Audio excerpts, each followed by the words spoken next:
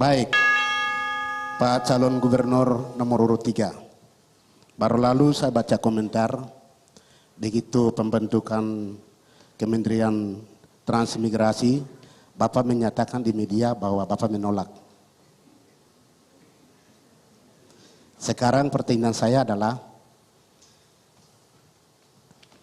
bagaimana cara seharusnya Bapak itu adalah wakil pemerintah pusat di daerah, misalnya kalau kita jadi gubernur, yang kita harus melaksanakan secara arif dan bisa kelola dengan baik perintah-perintah putusan-putusan yang lebih tinggi dari kita.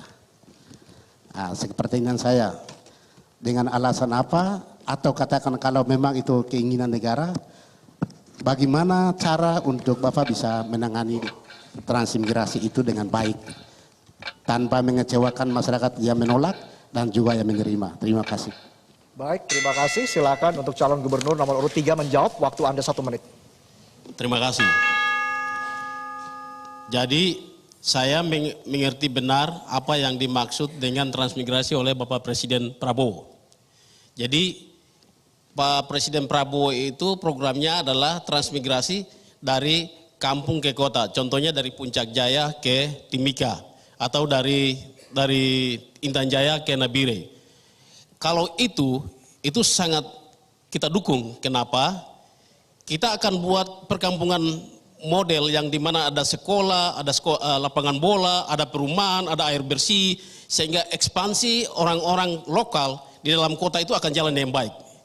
Jadi saya pikir itu bagaimana kita dari pemerintah daerah sebagai perwakilan pusat, kita tetap tegak lurus sama Bapak Prabowo sebagai Presiden Indonesia, dan kita akan membuat perkampungan-perkampungan yang dimana translokal itu pindah supaya ekonomi mereka bisa naik, anak mereka bisa sekolah, mereka bisa hidup baik dan kehidupan mereka ke depan baik. Itu maksud saya. Terima kasih.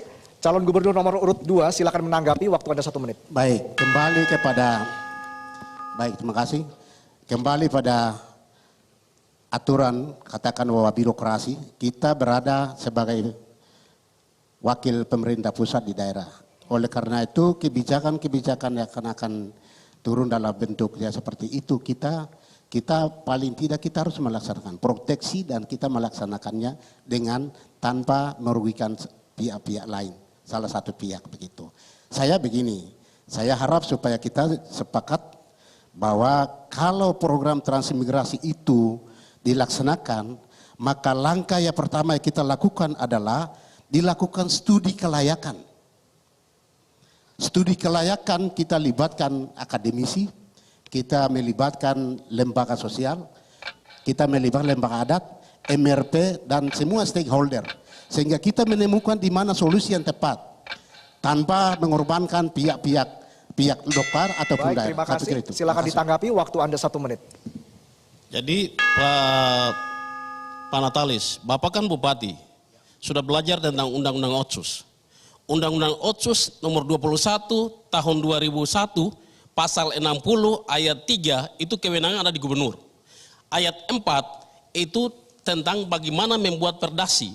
Gubernur dan DPR paripurna dan membuat perdasi, ikut sertakan hak ulayat, masyarakat adat, tokoh agama, tokoh masyarakat, dan mengambil keputusan.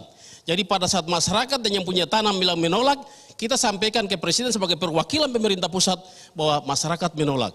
Tapi kalau masyarakat bilang terima, kita akan sampaikan ke Presiden bahwa masyarakat terima.